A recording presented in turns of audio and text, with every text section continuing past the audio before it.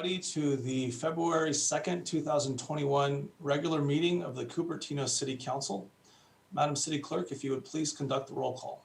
Councilmember Moore? Here. Councilmember Way? Here. Councilmember Willie? Here. Vice Mayor Chow? Mayor Paul? Here. And I'm here.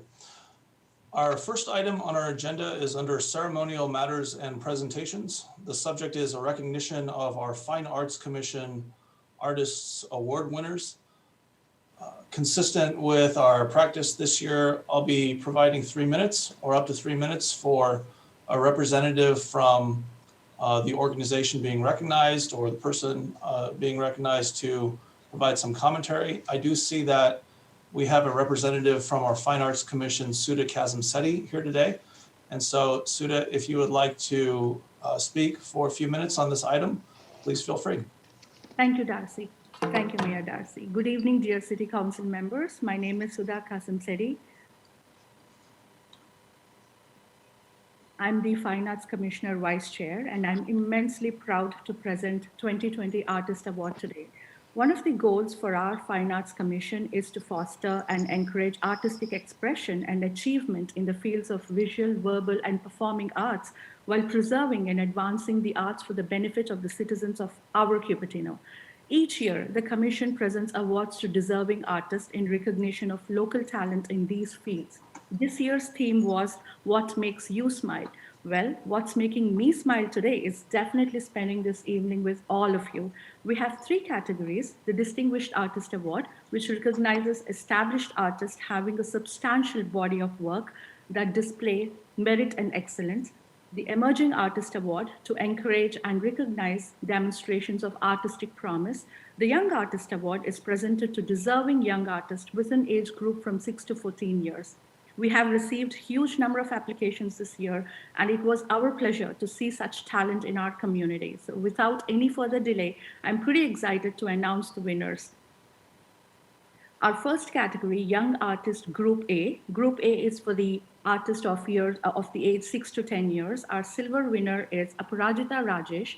Aparajita is a 5th grader at Dilworth Elementary School. Young Artist Group A Gold winner is Elsa Yu. Elsa is a 3rd grader at Faria Elementary School. Our platinum winner, Group A, goes to Ming Lan Lee.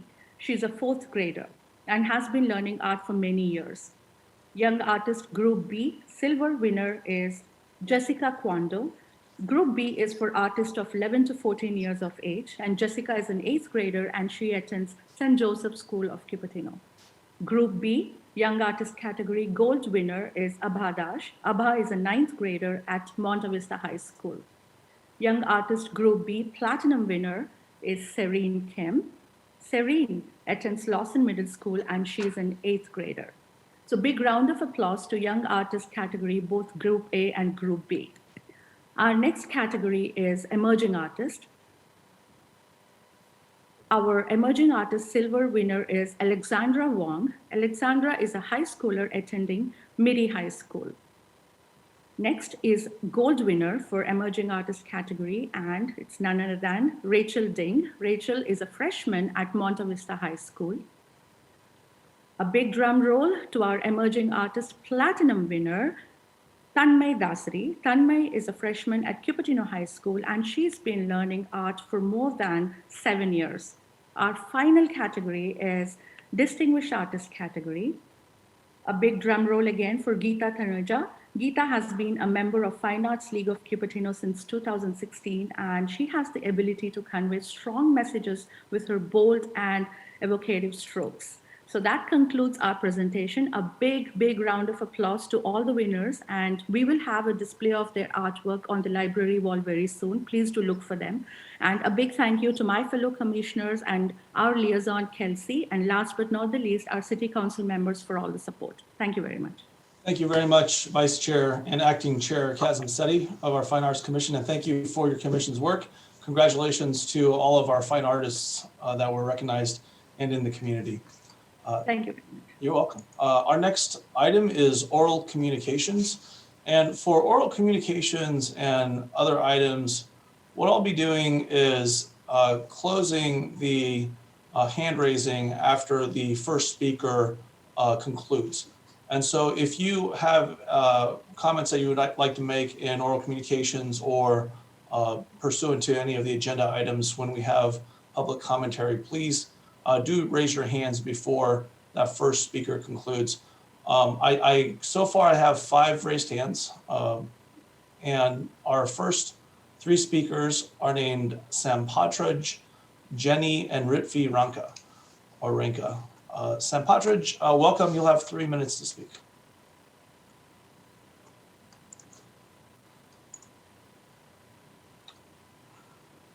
And you'll need to unmute yourself in order to be heard.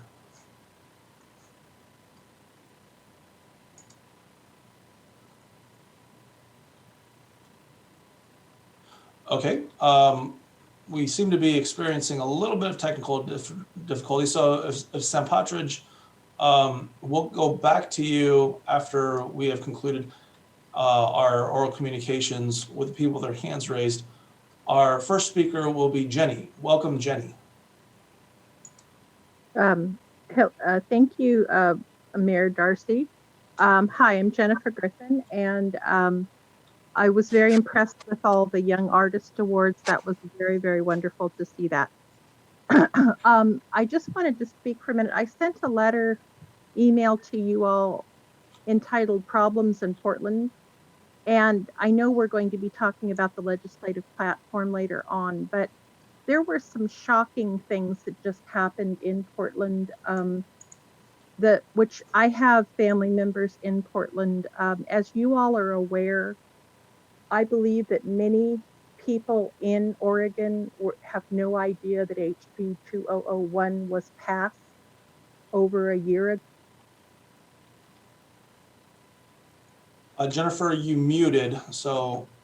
Okay, I'm unmuted again. Oh, yes, you are. Anyway, last summer, the Portland City Council voted to not allow driveways to be built in suburban homes. And they also are saying that 60% of suburban residential lots would not have on-site parking requirements. These rulings are shocking in light of the fact that there are 95 100-year-old suburban neighborhoods in Portland, including the Reed College neighborhood. These neighborhoods have had an ongoing representation in the Portland city for over 100 years. 2 years ago, the Portland city suddenly decided without warning that none of the neighborhoods would have any representation in the city. I cannot understand how a city council the size of Portland could not believe that driveways were important in suburban neighborhoods. How are you supposed to get fire trucks into lots, even if there are 4 homes built on them? These are dangerous precedents. This is going to happen in California. We have to do everything possible to make sure that these things don't happen, and we need to have a chance to vote on these things. Oregon is lopsided because Portland is the largest city, and they kind of take precedent over what happens in the rest of the state. But I cannot believe anything like that happening here, but there are forces that are trying to do that. We need to be very, very careful to make sure that the people of this state have a right to vote on that. Believe me, not having driveways on suburban lots. 15-second warning. We are in fantasy land, and we need to be very, very careful. Thank you.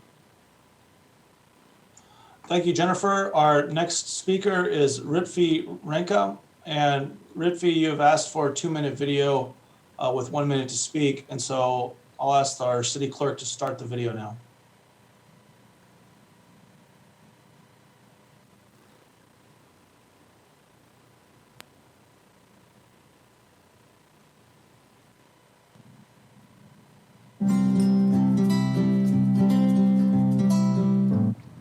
Hi everyone, I am Ritvi Renko, a junior at Monte Vista High School located in Cupertino. I am also a Girl Scout currently trying to pursue my Gold Award, which is the highest award a Girl Scout can receive.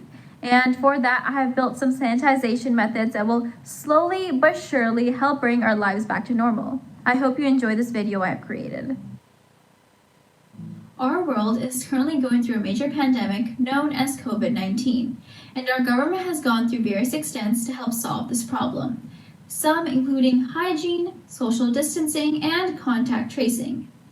And even after this pandemic does come to an end, we'll try to be as cautious and as safe to keep ourselves healthy and clean. Every day, doorknobs are often used as hotspots for bacteria, and because of their frequent use, it can often be expected that bacteria will be present. And it is said by CBS News that one doorknob can infect an office space within just hours. And after a study conducted by Worcester Polytechnic Institute, they gathered that 1,323 bacterial colonies were found among 27 door handles. This device is completely touchless. It has a sensor where it sprays when your hand is waved. As you can see, the spray is released onto the door handle without any contact with the actual device. Ritize is patented, and research has proven to us that some sort of sanitization method will allow for a better and cleanlier use of hygiene. And eventually, I want to implement this idea in many different workspaces, such as hospitals, schools, theaters, and so much more. Now let's fight this pandemic together. Thank you. Great, welcome Ritvi. If you'll unmute yourself. Hi, everyone. Thank you so much for listening to my presentation. Honestly, it's an honor presenting to the Cupertino City Council. I hope all you guys loved watching this project. In the last couple months, I've been working on my Girl Scouts Gold Award, and finally the Girl Scout Committee has approved my project, and now I will be implementing and piloting this project in various places, such as startups, dental clinics, and hopefully senior centers. And I would love it if you guys could check out my Facebook page and website, and that's where you can find all my contact information, and reach out to me. And I'm going to be posting a lot more content regarding this project. I'm also going to be posting DIY videos regarding on how exactly you can create these projects from the comfort of your own home. And once again, thank you so much. And my Facebook page is facebook.com/Ritize, and Ritize.com is my website. Thank you so much, and I hope you guys have a great day. Great, thank you Ritvi. Best of luck. Our next speaker is Rick Kitson. Welcome, Rick. Muted. Thank you. I'm just writing down that URL. That's a good link. Hopefully that'll get reposted so we can get that information. Mr. Mayor, council members, thank you for letting me speak this evening. I have some really good news. One, there still is life in Cupertino. As a community that values education, I know everyone is looking forward to this summer. And so this Saturday, we are having our annual summer camp fair. This is usually the very crowded event that happens at the community hall. Well, this Saturday, it's happening online. The parking's much better. It's easy to get in, easy to get out. We have 10 different businesses, from in-person, safe physical activities to very robust online tutorials. Check it out. We're really happy to have this very cautiously optimistic step forward towards a healthy and happy summer for everyone and all of our local families. So with that, thank you very much. Great, thank you, Rick. Our next speaker is Brandon Pan. Welcome, Brandon. Am I off mute? We can hear you, yes. Awesome, cool. Hello, City Council members. I'm Brandon Pan. You may remember me from previous City Council meetings where I advocated for climate policies, or from the Climate Candidate Forum, as some of you participated in it. So, Cupertino has always been like a front runner in climate policy and really all policy in general. And for that, I really have to thank the city's leadership. When there's progress to be made, we make it. And right now there's progress that we can make. And so ranked choice voting, or RCV, also known as instant runoff voting or alternative voting, is a system of voting that allows voters to essentially rank their candidates in order of preference. Now, their votes are counted for their number one preferred candidate by default, but if there isn't a candidate that passes an election threshold, which would be 33% in an election with 2 open positions, as it was last year, or 25% in an election with 3 open positions, as it will be next year, the candidate with the least number of positions, least number of votes is eliminated, and the voters who voted for the eliminated candidate would then have their votes count towards their number 2 preference. This continues until someone is elected to every open position by passing the election threshold. So it's a bit complicated to explain verbally, and it sounds a bit weird, but there are plenty of really, really great videos and graphics and animations breaking this down. And there's a really awesome precedent for it too. We've seen RCV enacted in a few other cities in California, namely Berkeley, Oakland, San Francisco, and San Leandro. Now, why is RCV important? Well, the main argument centers around broad appeal.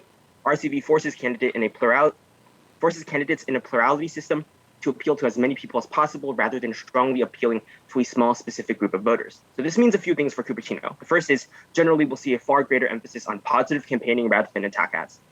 In an RCV system, it's strategically better to campaign positively rather than to attack their opponents.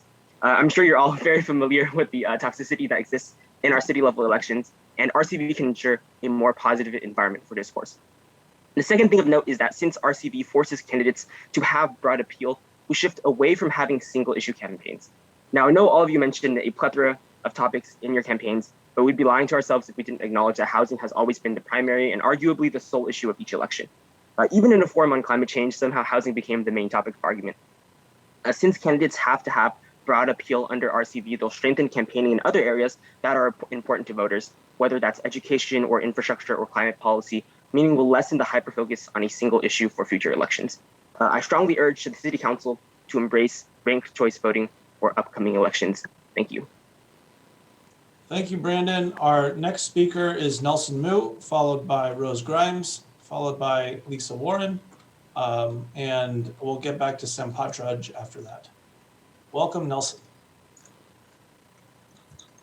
Thank you very much, Mr. Mayor and the rest of the council members. I would like to continue off of where Brandon has spoken about ranked choice voting and point out that this is one of the most important things we can do in an era of extreme partisanship. We have seen on January 6th just how serious this level of partisan gridlock has gotten in the nation. And fortunately, we as Cupertino residents are in a place where we're not at that extreme level of violence and that extreme level of unrest. However, we can take the step forward right now to solve the issues at the root. Instead of letting people continue to campaign on attack ads, instead of letting people continue to campaign on one issue at a time and making it so that our nation and our cities and our lives are more divided, we can take a positive step forward and implement ranked choice voting. This is essentially a move that doesn't really have downsides. We ensure that people who are running for office get to a wider audience, the voters get more choices, and overall we produce a better and more democratic system for all. Council members and mayor, I strongly encourage all of you to consider ranked choice voting as the future of our city. We can set a precedent for this county, and we could set a precedent for the rest of the state as well. It is up to all of you to decide what to do. Thank you very much. Great, thank you very much, Nelson. Our next speaker is Rose Grimes. Welcome, Rose. Thank you, Mayor Paul and City Council members for the opportunity. I have 2 items to mention quickly. One is to once again indicate my support for your continued work on the ordinances for dark skies and bird safe design. I know that you'll be taking this up towards the middle of March, but I'm sure that there's still work going on behind the scenes. And I very much encourage you to continue to keep Cupertino in the forefront of these efforts. The other item I'd like to bring out for the council and for the other people listening is the Silicon Valley Reads 2021 activity, which is currently ongoing. The kickoff event was last week and events go through March. The point of Silicon Valley Reads is to have communities across Silicon Valley reading and discussing the same books in a shared cultural experience. This goes on through March. There are over 100 free virtual events for all ages, children, teens, and adults, including author visits, cultural conversations around art and music, weekly films, and a range of free classes. This year's theme is connecting, which we all need in this post-pandemic world. And so I encourage everybody to investigate that and participate in that. It's a great activity that the Santa Clara County Library District and our Cupertino Community Library participate in, and it's a wonderful support for the community. So between that and indicating my continued interest in and support for an observation of how the council is dealing with dark skies and the bird safe design, I thank you for the opportunity and yield back my time. Thank you, Rose. Have a great evening. Our next speaker is Lisa Warren, and Lisa will be our last speaker, followed by the original speaker that we had, where we had technical difficulties, Sam Partridge. So welcome, Lisa.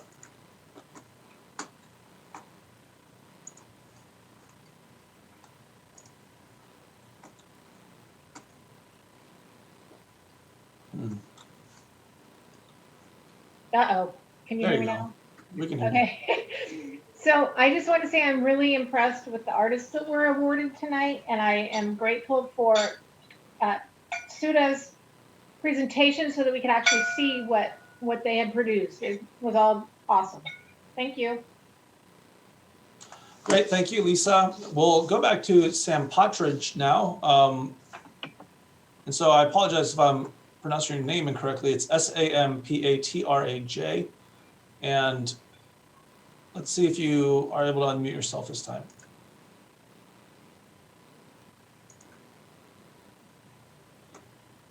Okay.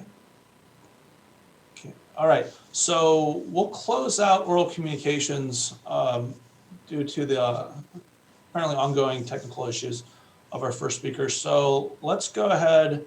I forgot to ask if there are any postponements immediately prior to oral communications. Madam City Clerk, have you any postponements or heard any requests for them? No postponements, Mr. Mayor.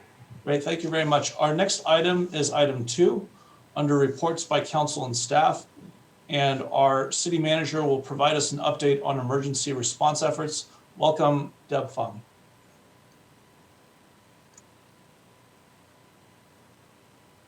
Hello, good evening, everybody. Just a COVID-19 update as usual. There are over 100,000 cases in Santa Clara County and 1,400 deaths. Unfortunately, 2 big milestones passed over the weekend for the county. We are in purple tier. We have outdoor dining back, which is good for our businesses as well as personal care services. Indoor retail is at 20% of capacity, and the travel restriction remains at mandatory 10-day self-quarantine if you travel 120 miles outside of our region. Vaccine status, which has been the main focus of the county and the city at the moment. We are in short supply statewide, so we're relying on the federal suppliers to either increase the manufacturing of vaccines and make sure that they're distributed appropriately to the states. Santa Clara County has started a data dashboard for vaccines that show that approximately 89% of the first doses have been administered and 44% of the second doses have been administered. So it's a pretty good pace, although of those doses, that's only a fraction of what we need in the county. The city of Cupertino piloted a method in partnership with the County of Santa Clara to help get seniors registered for appointments who otherwise either don't have access to technology or do not use technology. This little pilot was demonstrated on January 19th, and we, in very short order, signed up approximately 60 seniors for vaccine appointments. We will continue to try and pilot the logistics of this thing so that we can get access for our seniors to their vaccine appointments. And we're working very closely with the county to bring that solution here. Testing is a continuing tool that we need to continue to pay attention to. There's another testing opportunity at Cupertino's Senior Center Wednesday, tomorrow, February 4th, from 9:30 to 3:45.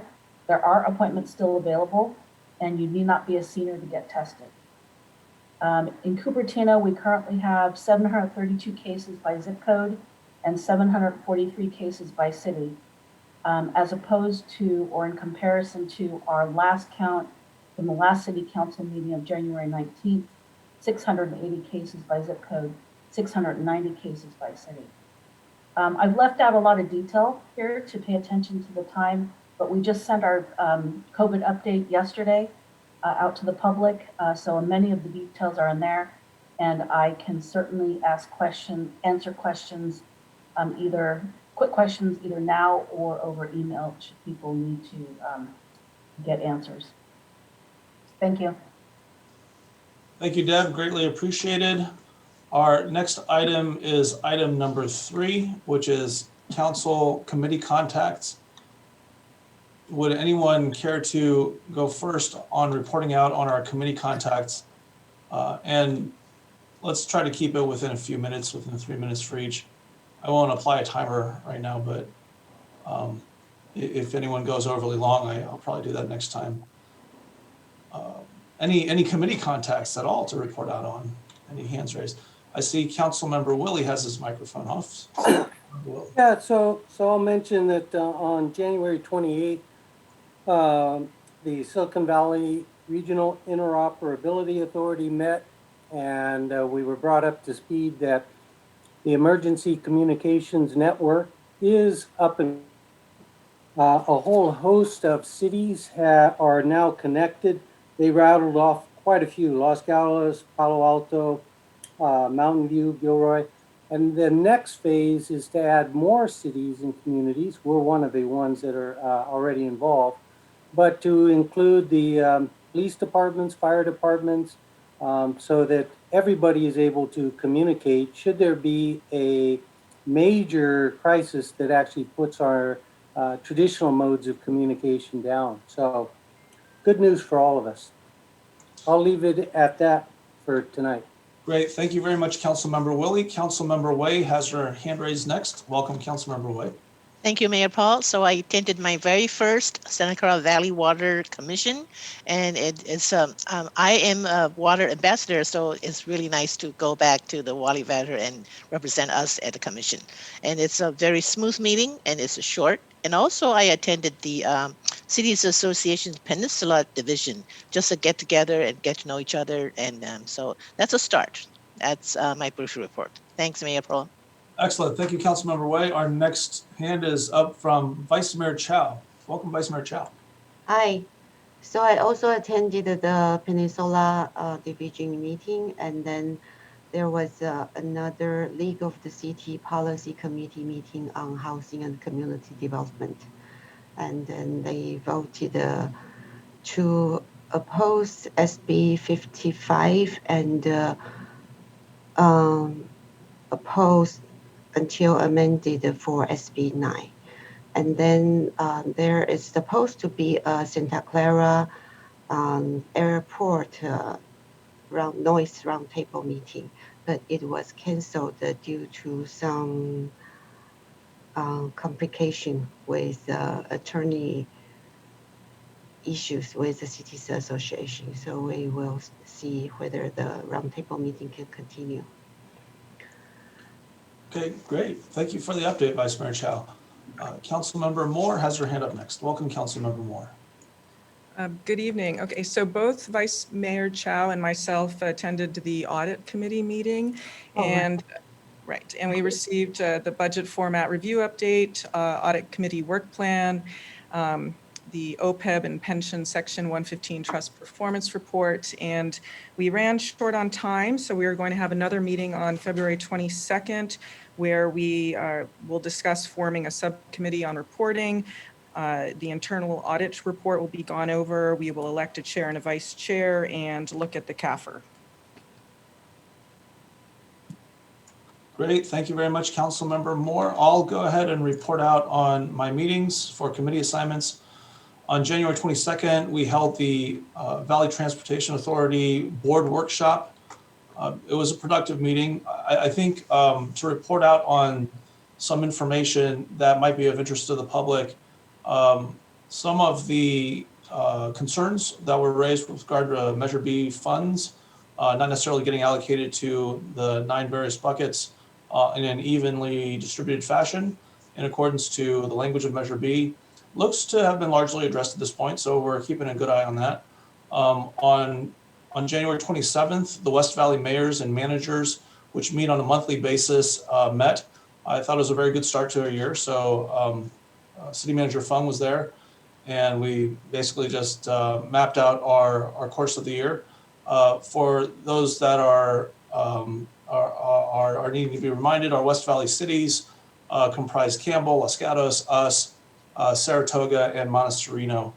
And I'm currently our 5 cities representative on the VTA board this year. On the next day, January 28th, the Library Joint Powers Authority Board, which is essentially, of course, the county library system, held its board meeting. There is an annual forum. I believe it is this Saturday at 9 a.m. And that should be available at sccld.org, Santa Clara County Library District website. If you want to check that out, that's an annual, basically how we're doing for the county library system. I'm going to be on the finance committee this year for the JPA, for the library JPA. So looking forward to delving a bit more into the annual financials. The library, I think, as everybody likely knows, is doing well. It ushered in recirculation of materials during COVID very successfully. Fourth quarter circulation, and I think I got this correctly, was in excess of 1.7 million. So it's very healthy, very robust. So those are my reports out from the last session since our January 19th meeting. And we'll go on. Oh, I just want to give kudos to the community, our city manager. We are still the lowest by probably a good 30-40% of rates of COVID for any cities inside of the county. I think Saratoga and Los Altos are next, but they have something on the order of 17 to 1900 cases per 100,000. Ours are around 1200. So very well done there. We have a consent calendar as usual. The items are 4 through 13. Would anyone like to pull an item on our consent calendar? I see one person with their hand raised, Councilmember Moore. Yes, I would like to pull item 5, award of a construction contract for the Bub Road separated bikeway. Okay, would anyone else like to pull any items on consent? All right, seeing none, can I hear a motion for consent calendar items 4 through 13, accepting item 5? Yeah, I'd like to motion that we approve 4 and 6 through 13. Very good. Will anyone second that motion? I'll second it. Yes, Councilmember Moore. Do we ask members of the public? I don't see any hands raised from members of the public. Okay. Okay, now I see one member of the public, Jennifer Griffin. Welcome, Jennifer. Do you have any commentary with regard to the consent calendar? I only just wanted to speak on the one that Council Member Kitty had. Is that number 5 is the McClellan? That is item 5, yes. Okay, yeah, very good. I want to talk to about that one, that's all. Okay, we'll be at that momentarily. All right, so we have a motion from Councilmember Willie, seconded by, I heard multiple seconds, Madam City Clerk. Okay, by Councilmember Way, for consent items 4 and 6 through 13. Madam City Clerk, if you would please conduct a roll call vote. Councilmember Moore? Aye. Councilmember Way? Aye. Councilmember Willie? Aye. Vice Mayor Chow? Aye. Mayor Paul? Aye. Motion carries unanimously. Okay, very good. Let's do this. Since Councilmember Moore, you pulled the item, if you'd like to say a few words prior to my bringing it over to staff, please feel free to do so at this point on item 5. Okay, there were two things that I was curious about. One was the shuttle stop detail, which was included item B, and then in the staff report, I was just curious about the funding that came from Apple versus the authorized contract amount, and if someone could just kind of high level explain that to me, that would be great. Wonderful, thank you very much. And so what we'll do, let's go with this order. We'll have staff address that and provide information regarding this item number 5. I'll then go to the public commentary. I see Jennifer still has her hand raised. And then we'll bring it back to council for any questions or commentary on the item. Is that agreeable to everyone?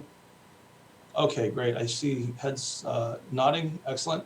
So staff, if someone would, I'm assuming it would be Director Roger Lee of Public Works or somebody similar in Public Works, or perhaps the city manager would like to speak to those comments of Councilmember Moore, as well as the item in general. Please feel free to do so now.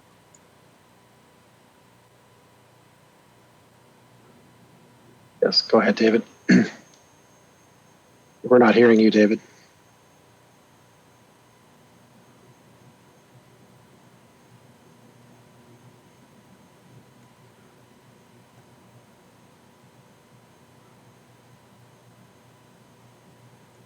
We're having some technical difficulties. David, are you able to unmute yourself?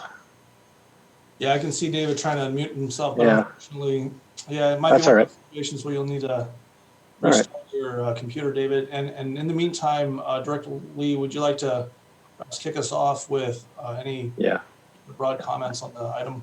No, I can certainly do that. So I have Marlon Amantudo. He's an assistant engineer in the transportation division, and he has just a brief presentation to give. And he can cover the detail of the shuttle stop, and then I can answer any questions that Councilmember Moore has regarding the Apple funded projects. So why don't you go ahead and just cue up your presentation, Marlon. Great, thank you, Dr. Mayor, council members, thanks for having me this evening. I'll be sharing my presentation. For this project is the Bub Road Separated Bikeway Improvements Project, and we are asking City Council to authorize the award of a construction contract. Background of the project, it was included as one of 5 local transportation related capital improvement projects that were to be funded by Apple. The amount allocated to the project is in $1.98 million. With the project description, the Bub Road Separated Bikeway Improvement Project will install a physical barrier between the bike lane and the vehicle traffic on Bub Road between McClellan Road and Stevens Creek Boulevard, and it will convert the existing bicycle lanes into separate bike lanes. This will also include microsurfacing of the roadway prior to the revised lane striping. It will include the protected bike lanes in the form of precast concrete buffers, a new crosswalk at Results Way that will cross Bub Road, as well as 2 mid-block crosswalks, which will incorporate a refuge island, as well as RRFBs, or pedestrian activated flashing beacons. As part of one of the mid-block crosswalks, it will also be a shuttle stop that is located within the center lane of the roadway. The extents of the project are shown. It'll be mostly in between Results Way, as well as a little bit prior to Stevens Creek Boulevard. The red circle denoted in the picture is where the shuttle stop detail or the shuttle stop will be incorporated. One of the unique aspects of the project is, like I mentioned, the shuttle stop. We've received a request to install a shuttle stop to serve the many employees on Bub Road.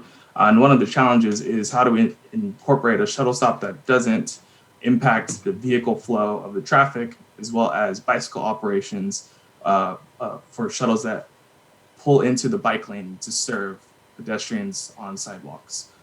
We accomplished this through the design with our consultant and utilize the extra width of the roadway to incorporate the shuttle stop in the center turn lane. So as you can see, the gray area right here is a platform for loading and unloading passengers, as well as a truncated dome. So we make it ADA compliant to all the standards.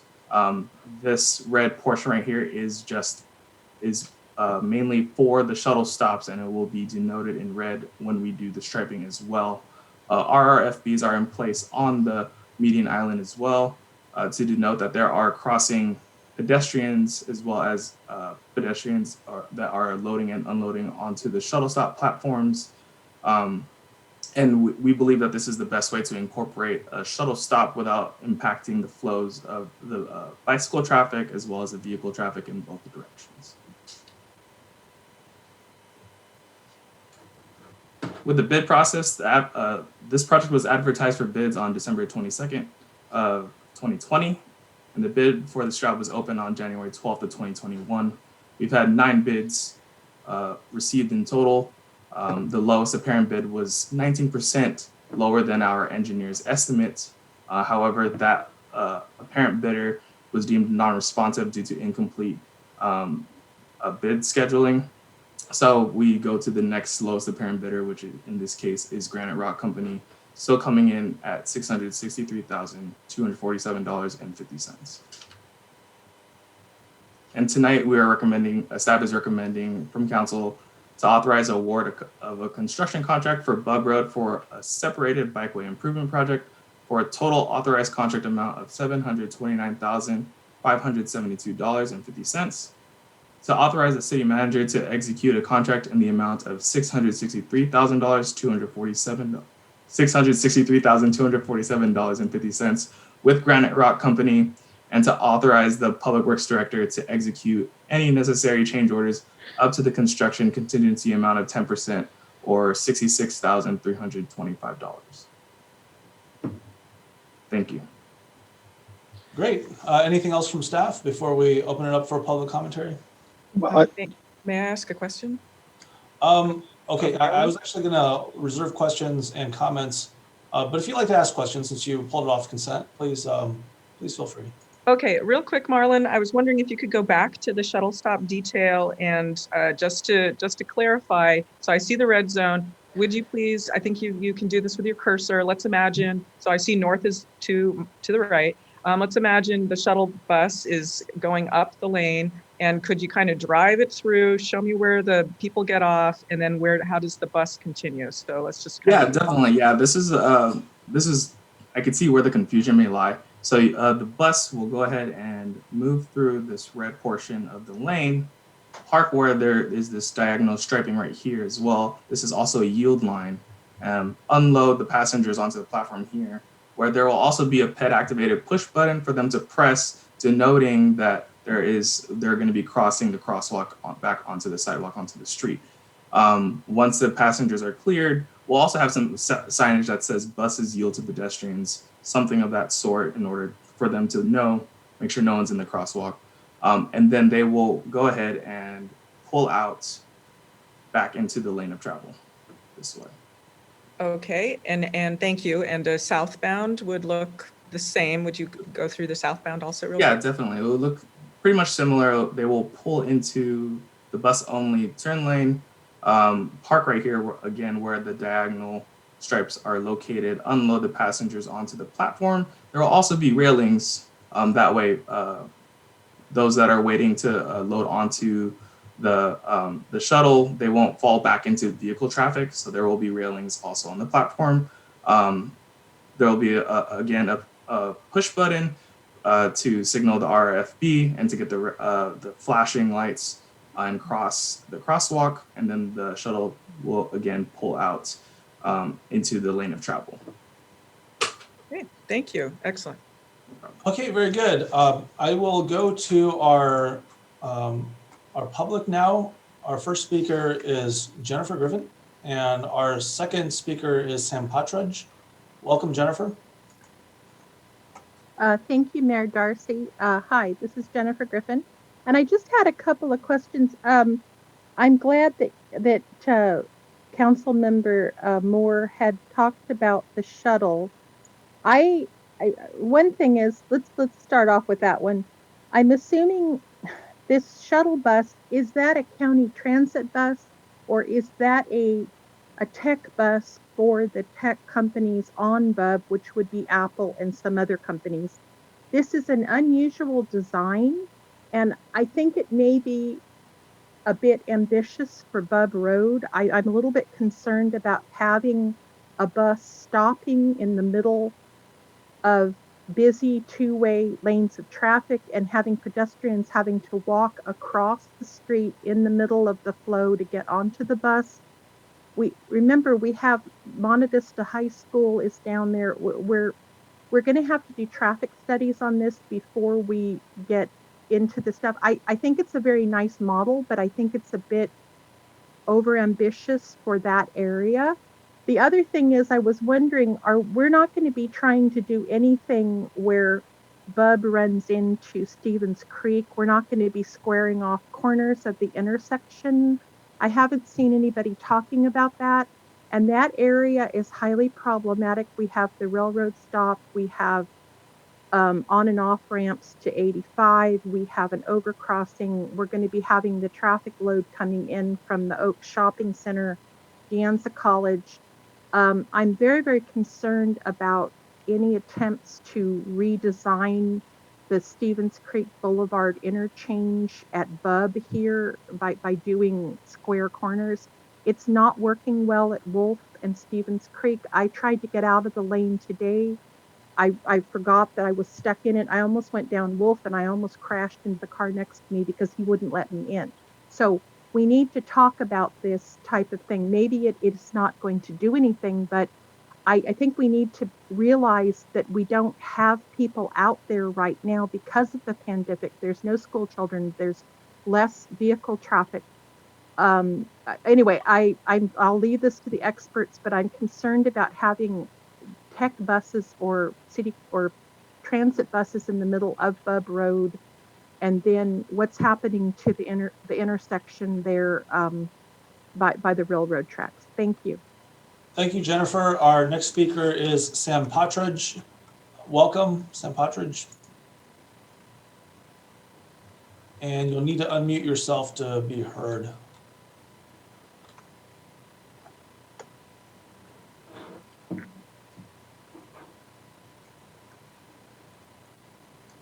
Okay, same issues with the technical volume, and so we'll move on to council. And before we get to council, would any member of staff like to speak to any of the concerns that were raised by Jennifer in her comments, having to do with, is this justified in this area, and are there any plans for the corner of Bub Road and Stevens Creek Boulevard?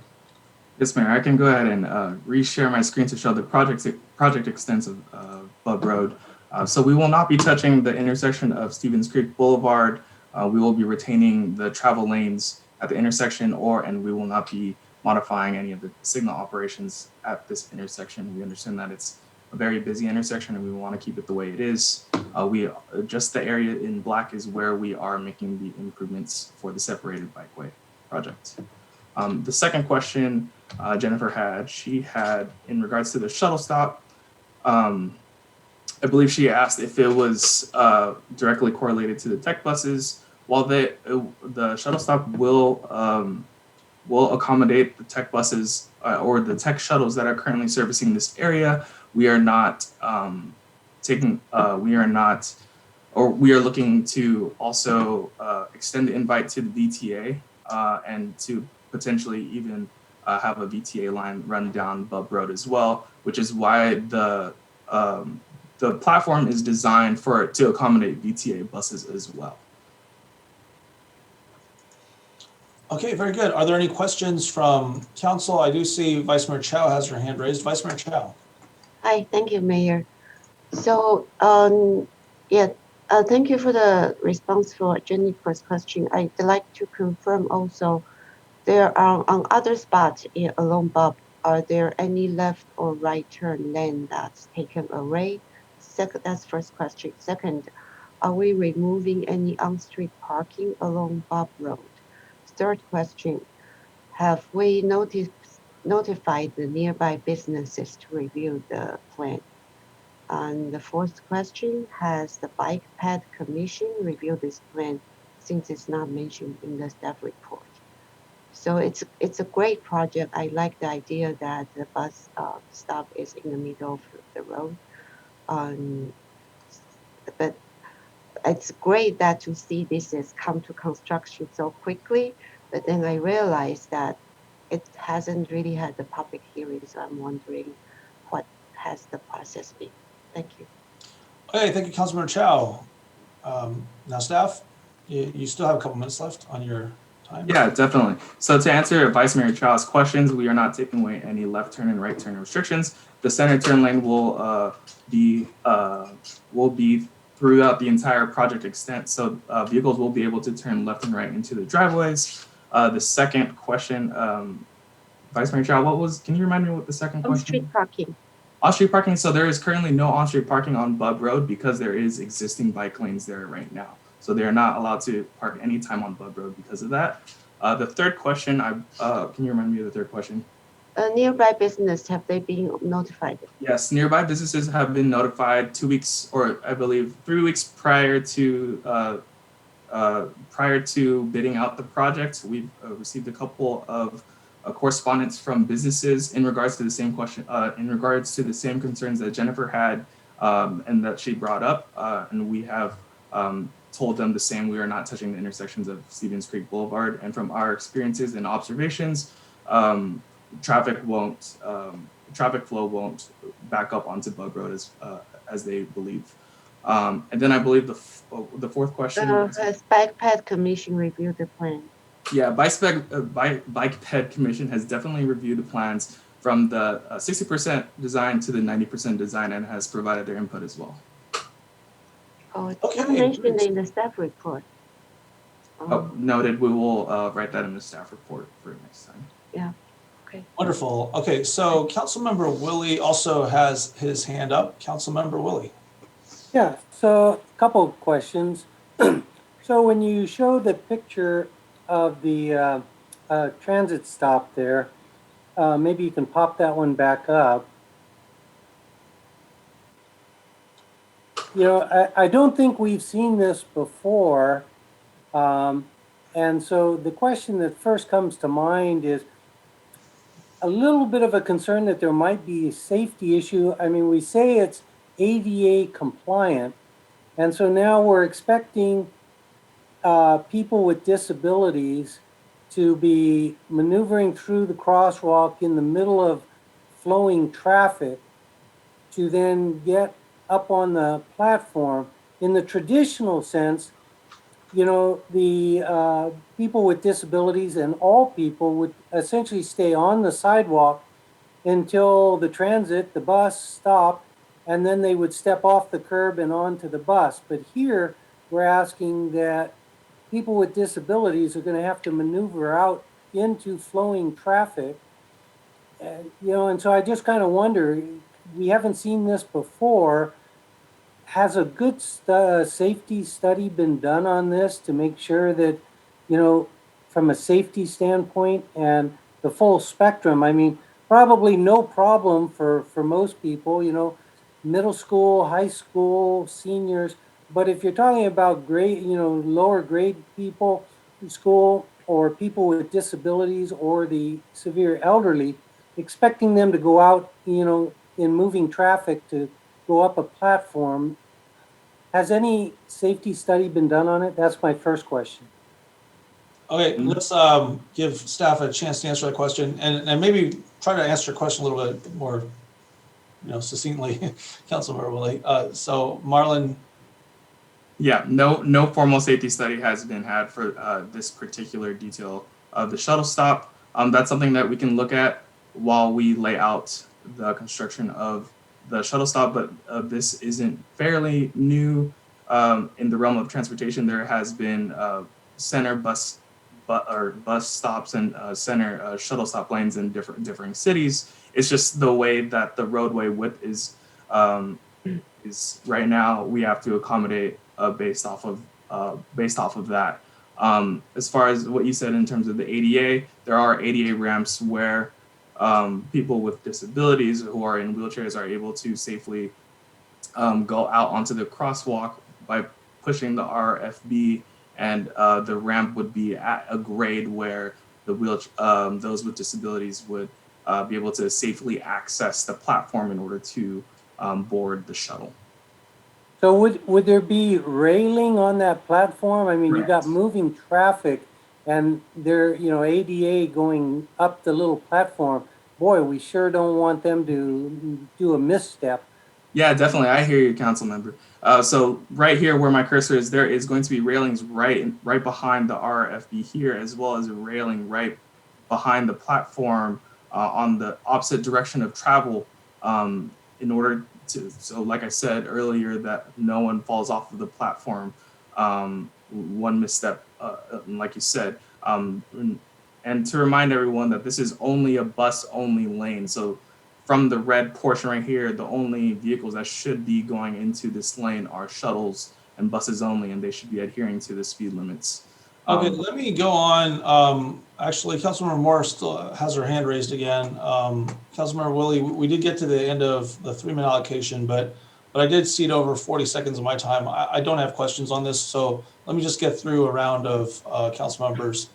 Councilmember Moore, do you have a comment or an additional question at this time? Well, I had an original question which didn't get answered. I just want to point out with regards to Councilmember Willie's comments, there's actually less travel distance from the center for this design. It uses less right of way, and it does maintain the moving traffic. So I can certainly see why this would be preferred, and I think it's really very innovative. The question I had, we had $1.98 million allocated to this, and it looks like $729,000 was the authorized contract. I'm just wondering, does that mean we have over $1 million left over? Probably not that much, Councilmember Moore. I mean, we did have the cost to have it designed, and there'll be some other soft costs involved. But any monies that are left over per the donation agreement from Apple can be allocated to other projects that are in the agreement. And that's something that we worked through with Apple. So I've already had a discussion with them that may occur on this project because of the good bids that we received. Okay, great. So what we'll do here is, well, let me ask Councilmember Wade, do you have any questions of staff on this item? No, I actually live right in the neighborhood. I drive that, work there every day. So I'm very pleased with the project. Okay, very good. So let me wrap up the questions here. Councilmember Willie, you still have your hand raised. I'll go ahead and cede over some more time to you with regard to your follow-up questions. Please, again, try to be succinct. After our questions are answered, I'm going to ask for a motion so that we can, if we want to have some discussion on it, fine.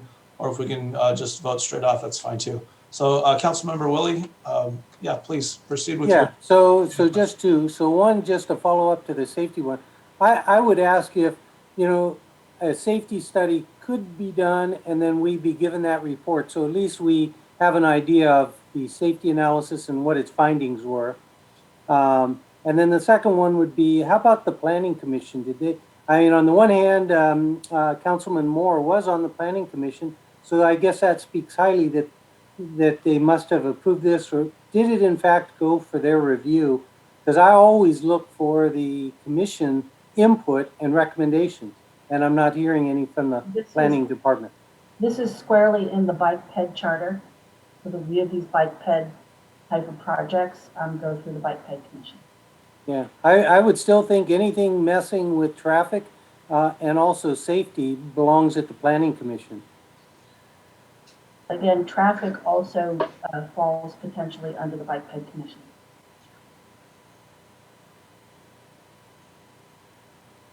Any other commentary from staff on Councilmember Willie's questions? Okay, what about the question about a potential safety study? Any follow-up on that? I think it'd be unusual to have one done at this location. I don't know if our transportation manager, David Stillman, would you have an opinion on that? Yeah, can everybody hear me okay? We can hear you. Oh, yeah. Great, yes. No, thank you, Mr. Mayor, members of the City Council. Yeah, so the design as presented and as designed does conform to all current safety design standards for streets and highways and accessible access. So there really is not a safety study that could be conducted at this location that would identify everything, because we do conform to all current design standards. Okay, let us go. And Councilmember Willie, you still have your hand raised. If you have any more questions, I'll open it up. But if you don't, then I'm going to ask for a motion for item number 5. Any forthcoming? Councilmember Moore, you have your hand raised. Approve item number 5.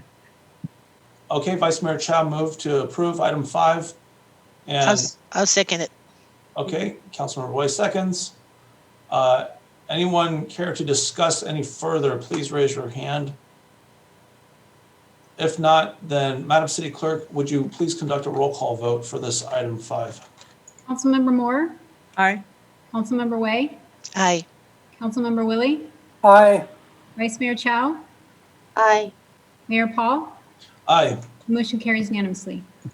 Okay, so we are on to item number 14 under second reading of ordinances. This is the second reading of ordinance number 21-2220, adopting municipal code amendments to update our existing mobile vending regulations. Would anyone from staff care to provide a brief introduction of this second reading? Yes, good evening, Honorable Mayor and council members. Angela Sway, Economic Development Manager. There's no presentation this evening. However, I'd like to provide additional information about the item. So after the first reading of the ordinance on January 19th, staff received a question from the public asking if sidewalk and mobile vendors are prohibited from parks during permitted special events if they are not associated with the special event. So typically these would be your larger annual events, hosted by the chamber or the Rotary. The ordinance does not currently include this exemption. However, language can be added if council wishes to amend the ordinance. And then the city attorney's office has drafted language, and I can share my screen to indicate the change. Okay, please do. Okay, thank you. So as you can see here, the addition is under section 5.48.050, prohibited locations. This is the section. And the new language would be adding sections I and J.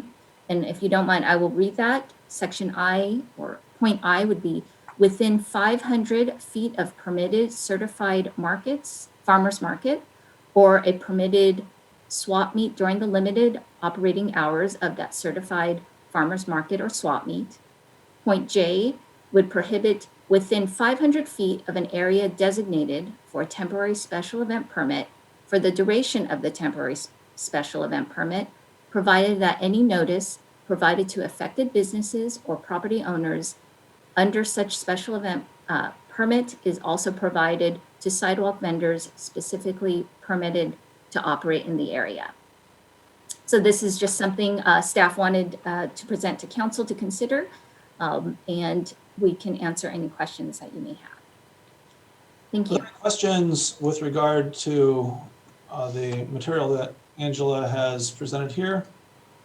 Let me ask one before other hands go up. I don't see hands at this point. So how does this affect second reading at this point if we were to make these modifications to the proposed ordinance?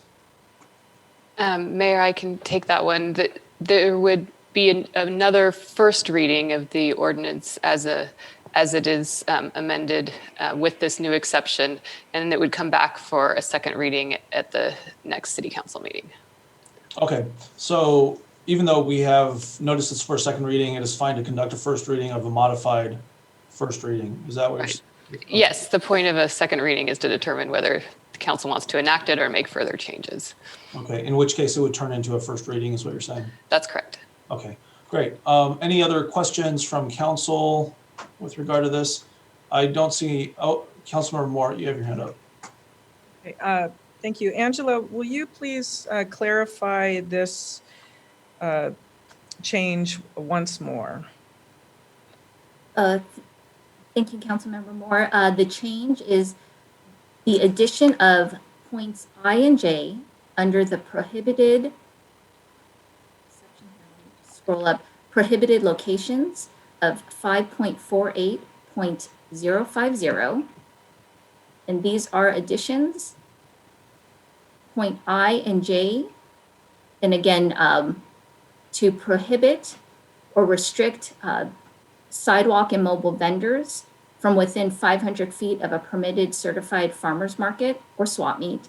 And then point J is within 500 feet of an area designated for a temporary special event permit. So for example, that would be 500 feet of of Memorial Park if the annual fall festival or other types of festivals are going on at Memorial Park, and they are permitted events, permitted special events.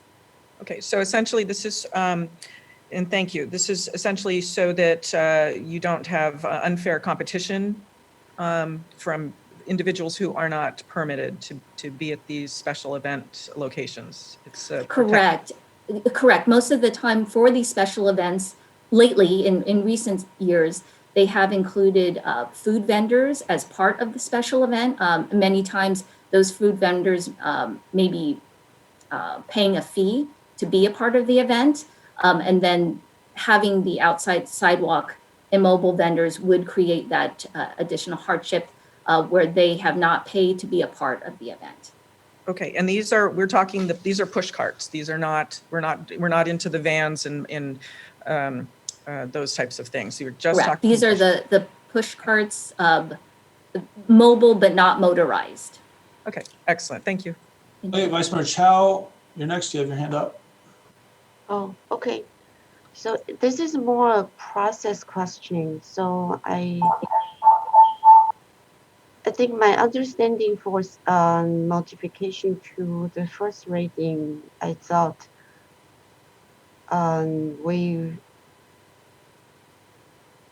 this modification is just suggested by a business community member, right?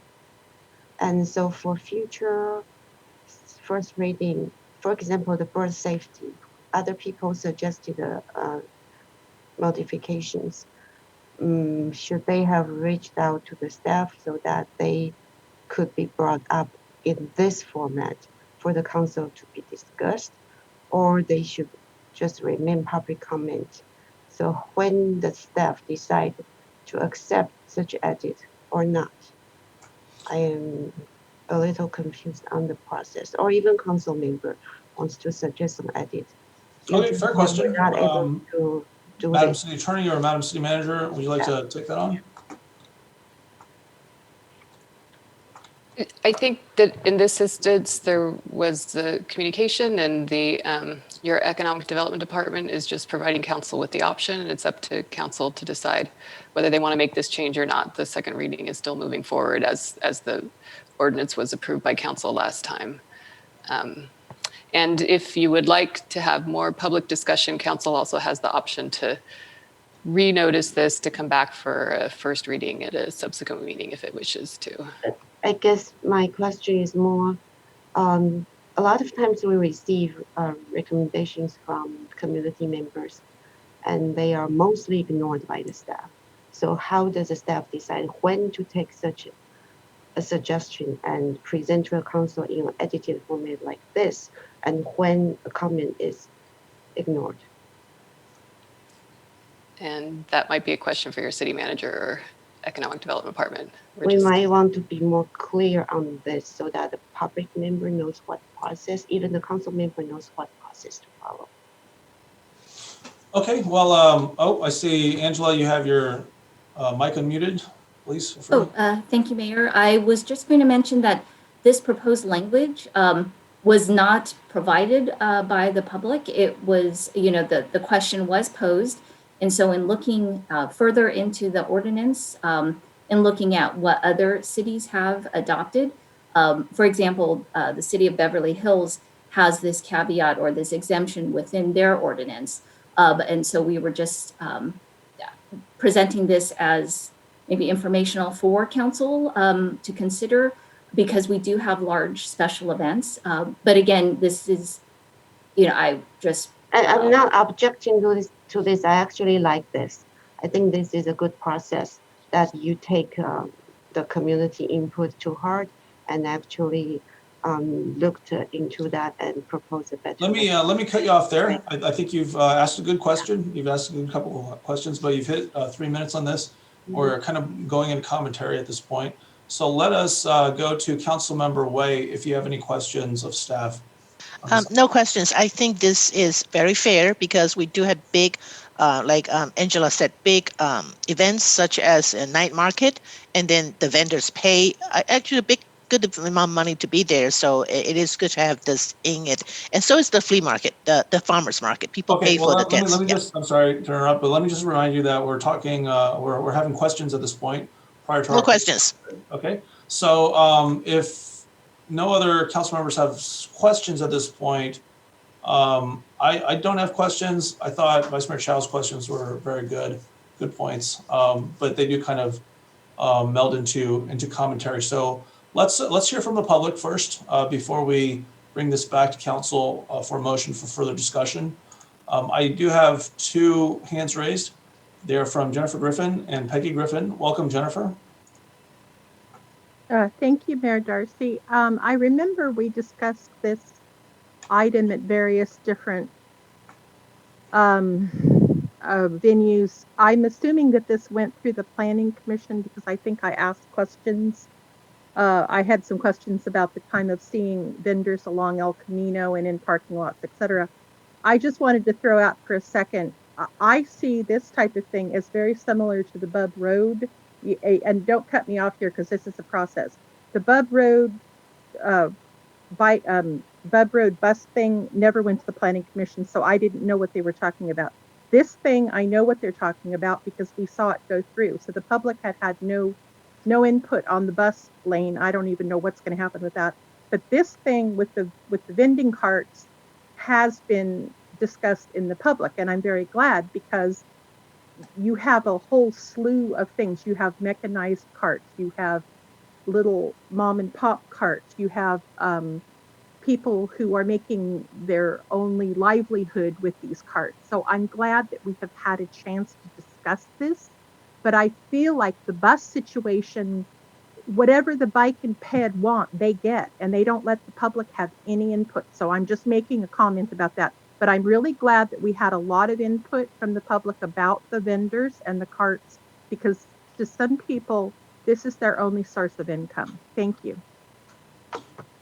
Thank you, Jennifer. Our next speaker is Peggy Griffin, and our last speaker, in keeping with the hands must be raised by the end of the first person's comments, is Rick Kitson. And so welcome, Peggy.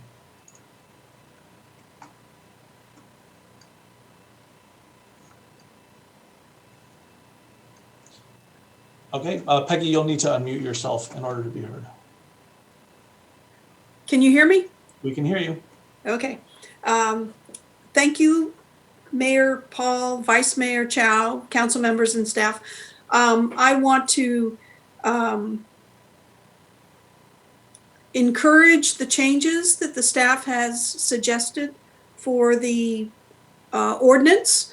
I also want to thank Vice Mayor Chow for pointing out that as a resident who does suggest changes to existing ordinances and procedures, that now I will no longer just send to council. It appears that I need to also send to whoever wrote the report, but is that enough? So knowing who to send to maybe influence an improvement in something would be nice to know.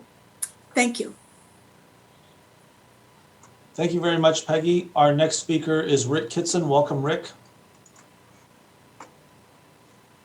Thank you, Mayor Paul, council members. You may recall I did raise this question during the first reading.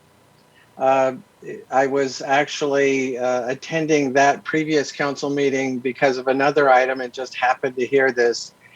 And it's been my very distinct pleasure over the course of many, many years in and around Cupertino to work on the Tournament of Bands, the Cherry Blossom Festival, the Fall Festival, or Oktoberfest originally, back when it was that, and now working in Diwali and Holi.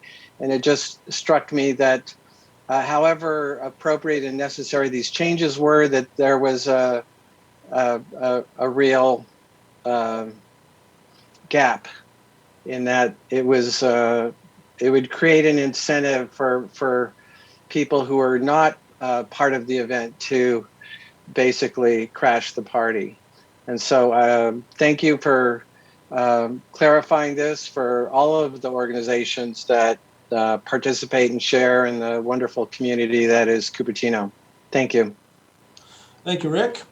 I will bring this back up to council to entertain a motion for the purposes of discussion, reminding us that the default motion is going to be the recommended action, which is actually to conduct the second reading. Would anyone like to bring forth that motion or another motion, again, for the purposes of opening our discussion on this item?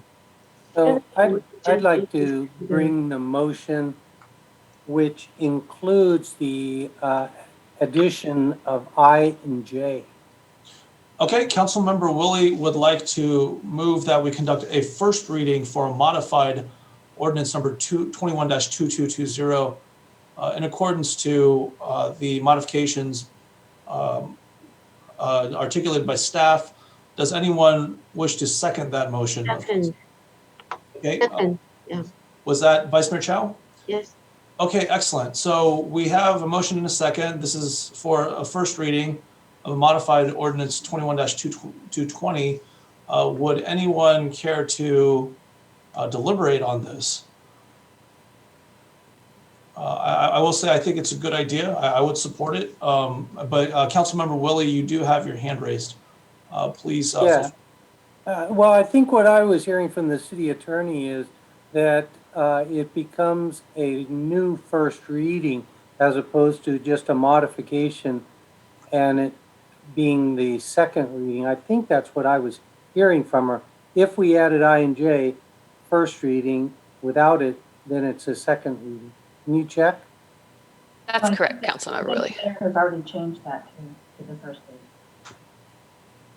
Okay, so I think we're kind of talking over each other here. I believe that our city attorney stated that, yes, it is a first reading. Okay, so, all right, any other commentary? Councilmember Willie, you have your mic off? No? Okay, anyone else would like to speak on this item with regard to the motion on the table? Okay, if no one would like to speak on this, I remind you that this would be a first reading. And I would ask that the city clerk first conduct that first reading of modified ordinance 21-2220. This is the first reading of ordinance number 21-2220, an ordinance of the City Council of the City of Cupertino, amending Chapter 5.04, Business licenses generally, Chapter 5.20, Solicitors, Chapter 5.48, Mobile vendors, and Chapter 13.04, Parks. Okay, Madam City Clerk, if you would conduct a roll call vote on the motion on the table. Councilmember Moore? Aye. Councilmember Way? Aye. Councilmember Willie? Aye. Vice Mayor Chow? Aye. Mayor Paul? Aye. Motion carries unanimously. Okay, very good. We are doing all right by time. We're just a few minutes behind our anticipated time point here. But we do have a fairly lengthier anticipated item here on item 15 under public hearings. Would anyone like to take a brief break at this point before we start that? I do see a raised hand and a nodded head. Okay, so I have 8:04 on my clock. Let's reconvene here at 8:09. All right, thanks. We'll see you soon.